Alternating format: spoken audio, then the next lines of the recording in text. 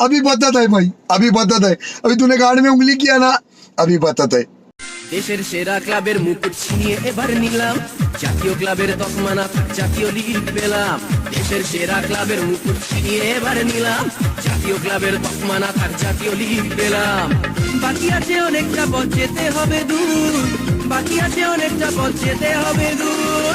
আরো ট্রফি জিতবো এবার, স্বপ্নে দু চোখ চুর রে, স্বপ্নে দু চোখ চুর। জিতেছে জিতবে সিংহ।